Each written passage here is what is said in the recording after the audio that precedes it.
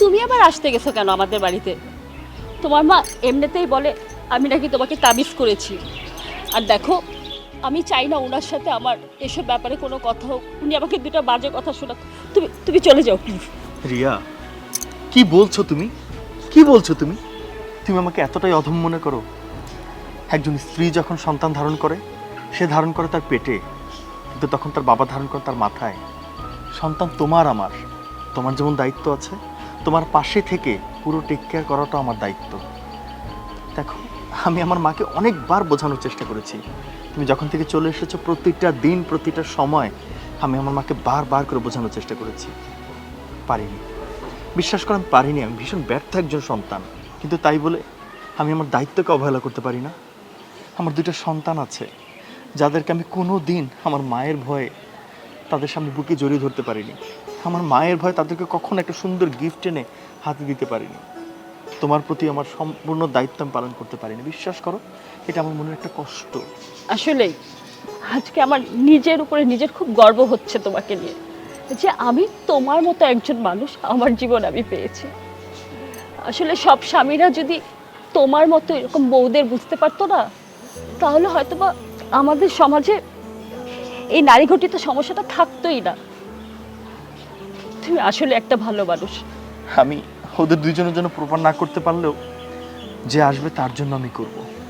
দরকার ছোট্ট একটা বাসা নেব, কিন্তু সেখানে আমাদের পূর্ণ স্বাধীনতা থাকবে। আমরা আমাদের মতো আমাদের জীবনযাপন করব, আমরা আমাদের মতো আমাদের সন্তানকে মানুষ করব। আমি জানি তুমি সব করবে, আর তুমি তো তোমার সন্তানদের জন্য এমনিতেই অনেক করো। আমি আসলে কি বলে যে তোমাকে ধন্যবাদ দেব। এই যে আমার নানু ভাই, নানু মা, ভাই। ভাবিকে দেখছি না, ভাবি কই?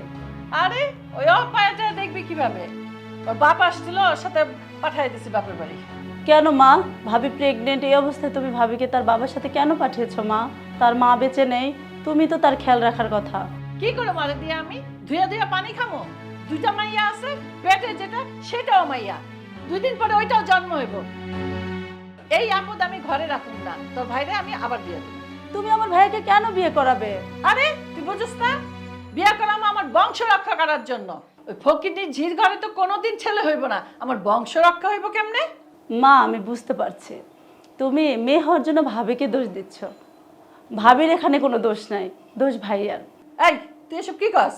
মা, আমি একটা শিক্ষিত মেয়ে মা, তুমি তো বেশি দূর লেখাপড়া করো নাই মা। মা, তুমি ক্রোমোজোম সম্পর্কে জানো না মা। ছেলে হলে নারী পুরুষ উভয়েরই ভূমিকা থাকে, আর মেয়ে হলে তার জন্য শুধু ছেলেরাই দায়ী মা।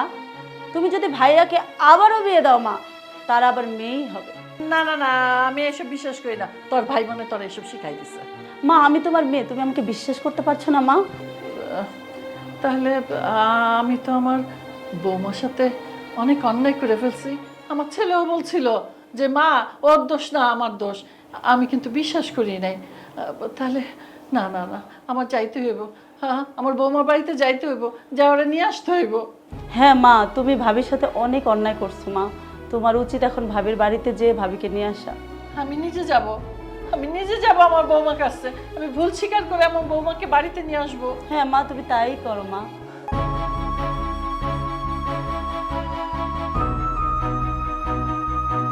কি ব্যাপার মা, তুমি আজকে আমার শ্বশুর বাড়িতে বাড়িতে আমার বউকে অত্যাচার যত করা তো করেছো, এখন কি বাকি রয়ে গেছে যেটা এখানে এসে কমপ্লিট করতে হবে? না রে বাবা, আমি আমার ভুল বুঝতে পেরেছি, আমাকে তুই মাফ করে দে। আমি যা করেছি আমার বৌমার সাথে আমি অন্যায় করেছি। আমি আমি ক্ষমা চাইতে এসেছি বৌমার কাছে।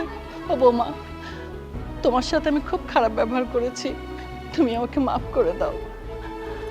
মা যদি অন্যায় করে তাহলে কি মেয়ে মাফ করে না?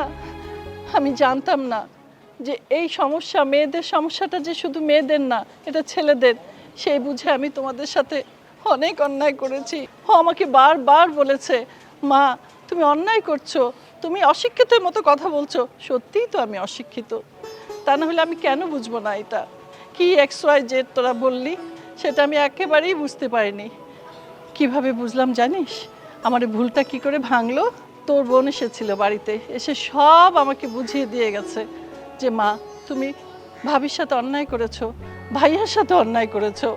কারণ এটা ভাইয়ের সমস্যা, বউদের সমস্যা না। মেয়েদের সমস্যা না। আমি আমি বুঝেছি, একটু দেরি করলেও বুঝেছি। তুমি আমার মাফ করে দাও। না না মা, আপনি আপনি এগুলো কি করছেন মা? না, আমি আমি আমার আদর থেকে আমার নাতিদের বঞ্চিত করছি। আয়।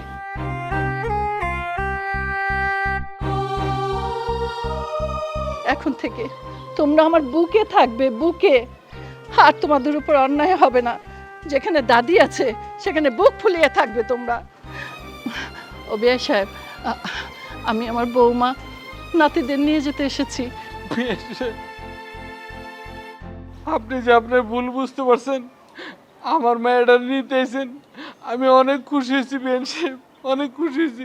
সত্যি মা, তুমি সত্যি বলছো? দেখো, আমি তোমাকে বলেছিলাম না মা একদিন নিশ্চয়ই তার ভুল বুঝতে পারবে। আজকে মা নিজে তোমাকে নিতে এসেছে। প্লিজ তুমি আর মায়ের উপরে কোনো রাগ রেখো না।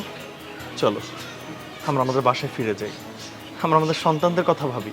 আর এক মুহূর্ত আমি এখানে ওদের রাখবো না, আমি ওদের নিয়ে যাই। চল বাবা, চল। বিয়ান সাহেব, অবশ্যই যাবেন, কিন্তু আমার বাড়িতে এতদিন পড়াইছেন, আপনি কিছু না খেয়ে যেতে পারবেন না। আগে খাওয়া দাওয়া করবেন, তারপর আপনি আপনার বৌমারে আর আপনার ছেলের নাতিপুতিদের নিয়ে যাবেন। আচ্ছা, ঠিক আছে। জি, হ্যাঁ, মা। চলেন।